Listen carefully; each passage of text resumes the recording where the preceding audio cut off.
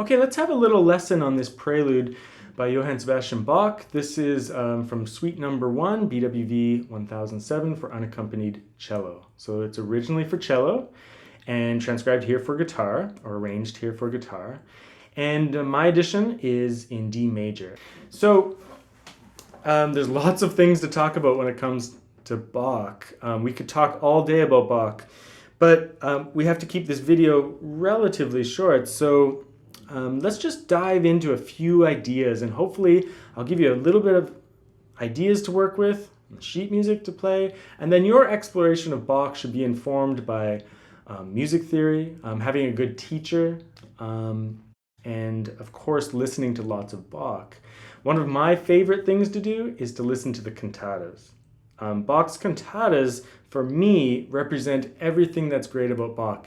It has instrumental lines, and then you hear those same instrumental lines sung by singers, so sometimes you can really get a sense of what Bach is like. It's not the same if you listen to just like Glenn Gould play the piano for Bach. That's going to be a very one-sided interpretation, and you know, maybe not very period style or whatever, but that doesn't matter. Glenn Gould's great, but you need to listen to a lot of different Bach. So listen to the cello pieces, listen to the keyboard works, listen to the cantatas because they have voice and instruments in them.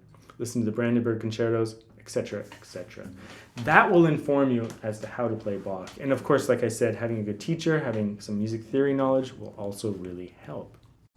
But this is a guitar lesson, so I shouldn't ramble on too much about that stuff.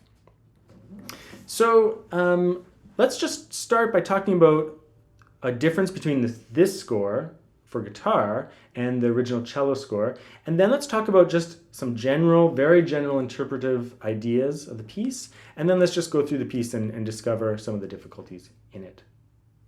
So a difference in the score, well, one thing right off the bat is the original is in a different key and it's for a different instrument and it does not jump down. So I have a drop D tuning here. So that's tuning the 6th string down to D. So it's like 3 turns down. You match it with the 4th string. There's videos online for that if you don't know how to do that. And the original does not drop octaves when they play the opening, right? The original would just stick with one line, and that's a good interpretive choice too. You could definitely do just not do the octave drops.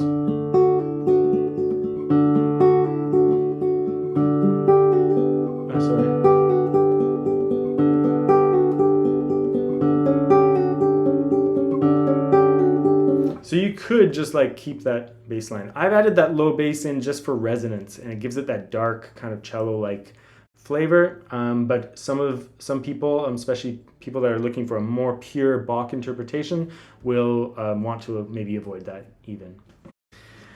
That said, the original cello music looks like a single line of music, right? And there's a lot of implied counterpoint. So Bach can write, he's such a great composer and he's such a genius that he can write the implications of counterpoints of multiple voices, even though he's writing for an instrument that's playing a single line. On the guitar, we can pretty much realize some of that counterpoint. We can certainly turn the bass into a sustaining bass, which the cello can't do, right? The cello would really be, they wouldn't be sustaining everything as an arpeggiated chord like that. So that's a big difference, and that creates a real difference in the score. So we're trying to realize the bass voice. I'm even adding some bass notes in there on occasion that would not otherwise be there. So things have changed, right? Like I've changed the music, and that's what happens when you arrange. But we do have lots of historical evidence that lute players did this, because there's lute suites and there's lute arrangements of things, and there's lots of lute players from that time period that we know Bach appreciated, such as Weiss. And so this kind of interpretation of the piece is very valid, and Bach arranged his pieces from multiple different instruments all the time, so he did change things. So hopefully we haven't dived away from the original too much. Okay, in addition to that, there's lots of implied counterpoint, and on the guitar you can realize that implied counterpoint, and there's a few spots, and when we do the walkthrough we'll talk about those spots, and just some ideas about how to interpret it. Now, on a very broad interpretive scale, you can treat the prelude in 2 ways. A prelude in this time period, played by lute players and things like that, might be considered quite improvisatory and quite free, just an exploration of harmonies and motifs of the upcoming suite. Prelude's at the beginning of the suite, and there's suite dance movements that follow. So you could take a very improvisatory approach.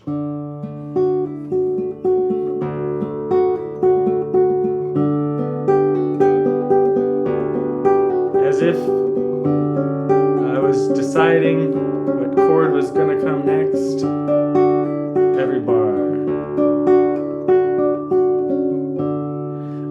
That would be one approach. However, Bach's music does lend itself well to a slightly more strict and steady approach.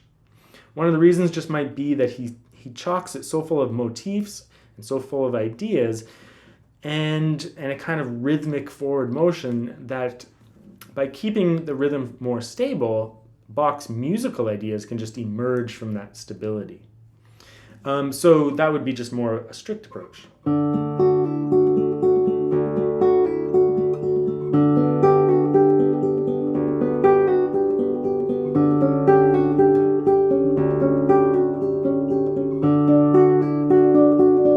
So you could take it either way. I'm kind of a moderate. I try to go in between the two.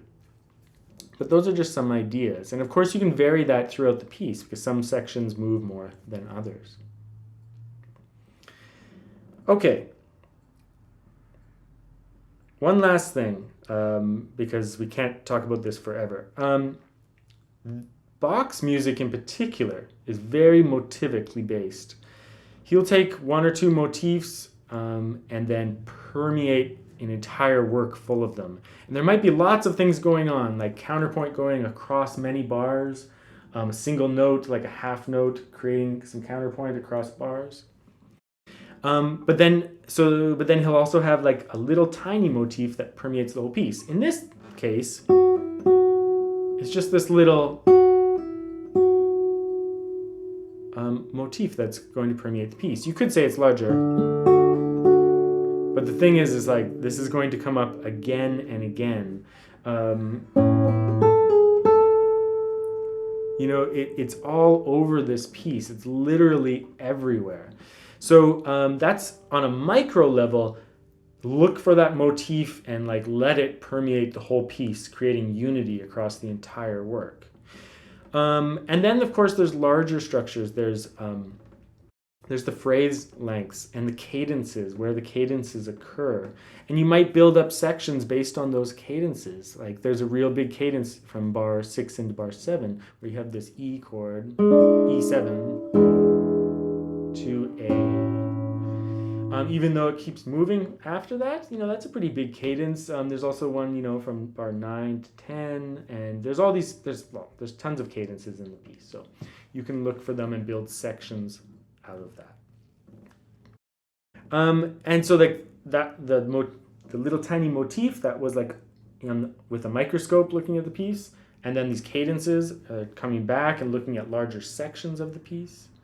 And you can interpret the piece either very closely or very far away. And then you get an understanding of why Bach is considered one of the great composers and one of the great figures in European art.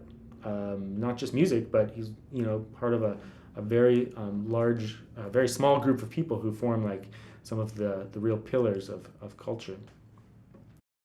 So I've pumped that up enough. Now we'll just get into some of the guitar playing. And I know like many of you guitarists will not like all this talk about all this stuff, but it's very important, because if you're just going and just playing this piece, but you have no knowledge of the wealth of culture within it, then you're really missing a lot of things from the music. So be careful of that. It's not just a cheap little piece for weddings.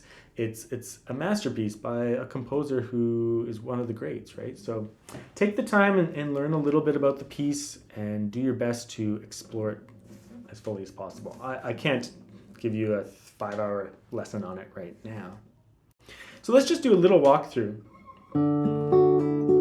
I like, whenever that figure comes up, and it comes up a lot, I like to do thumb, I, A, slur, and then M, I, just so I don't repeat any fingers.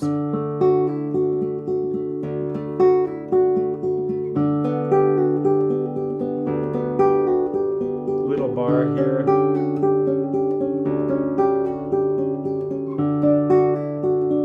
Just try to keep that fingering. That's the first place where I really hear some implied counterpoint. If you listen to the inner voice,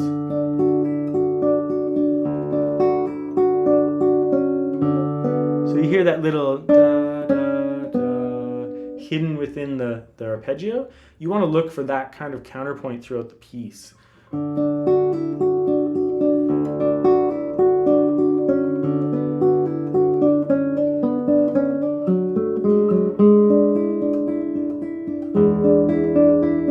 There, I think it's important that you start using M-A on that upper note. That way, P and I can hit this low E.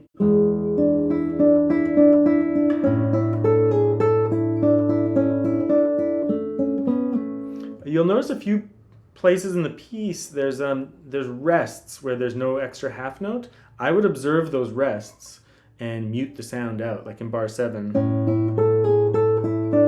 Mute. That way you can do the whole full bar as well. That prepares you for the next bar, which has a bar on it.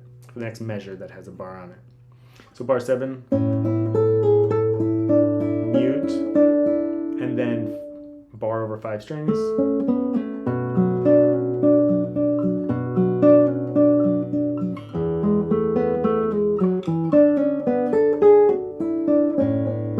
little bit of a stretch here, but you can get some counterpoints in there.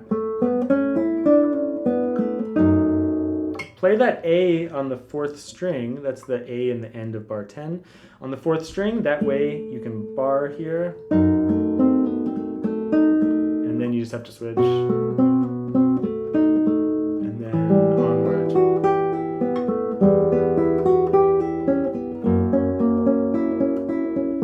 It's pretty straightforward. Because of the bar that's kind of needed in the next measure, I do a bar just before that, then I can do the slur.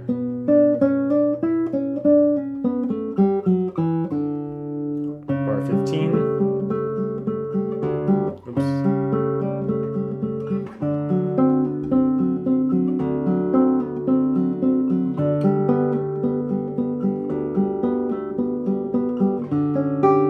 Little bar. Bach really breaks it here, and he does this scale. So it's a pretty dramatic moment. He always has this little figure in there though, right?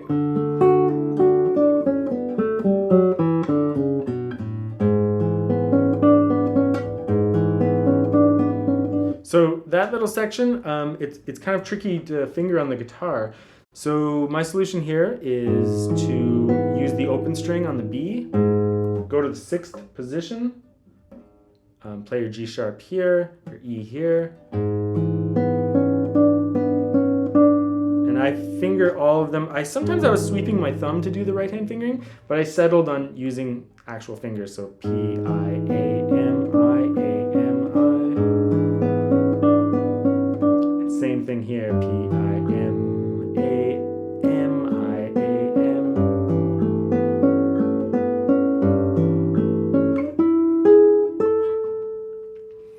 And that's kind of like a halfway point, a very important structural like break for the audience and for you, much needed sometimes. That little section in there, it is hard to learn at first, but once you get it, it's actually not that bad. So just learn it very slowly and make sure you're comfortable with it, and you'll get it eventually. Just like really slowly at first, learn the notes one by one, and then and be very careful with your right hand fingering. You can't be stumbling around with your right hand in that particular area. But I've notated the fingering there. Okay, so in some ways the second half of the piece is a little bit more straightforward. It's almost like he's exploring less and just pushing forward now, knowing that the listener maybe wants to like get going a little bit more. So eases back in.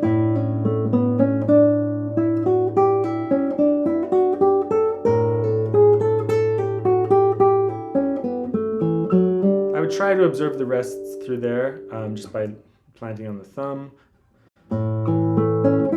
Whoops.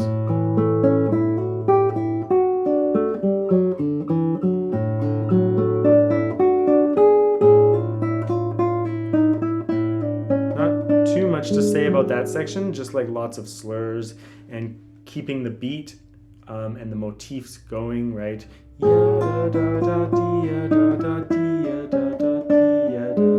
Lots of sequences, right? So the same thing happening again and again, different keys in different with different pitches, different pitch levels, I should say. So like sequences happening. So look out for those because, and then you get to do it again, and then you get to do it again, and then kind of again, and then onward. Bar 28.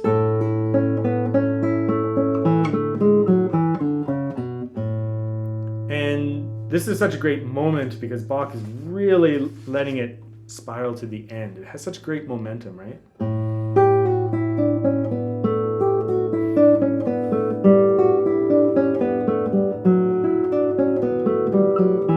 So notice not the bass voice, but the inner voice there.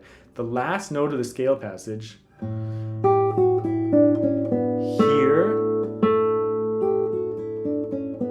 then here, then here, here. So you get this A, G, F, E, or F sharp. So it's cool because that's counterpoint across the bars and kind of hidden almost within the motif.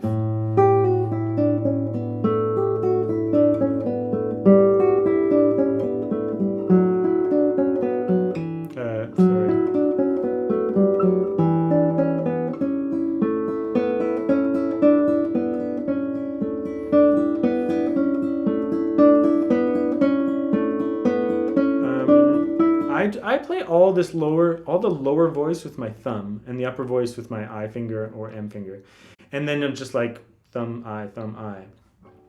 That upper voice is a pedal tone, so it's like one tone that's going to permeate all the different chords and motifs that carry on through this little section here. So just keep that E suppressed, not too much, but suppressed enough that it's just kind of there. It's almost like a drone, and then you're hovering over top of it, or in this case, below it, and then going above it, but it changes. 31, thumb.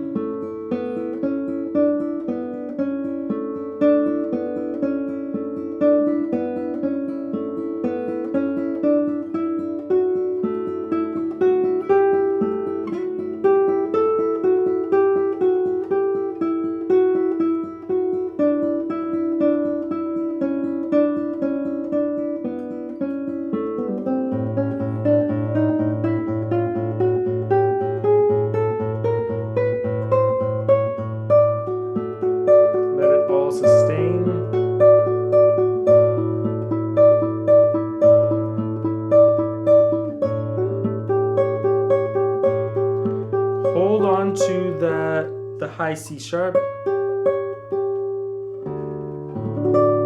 until you actually start playing the final chord, because you want that 7 going to the 1, that leading tone.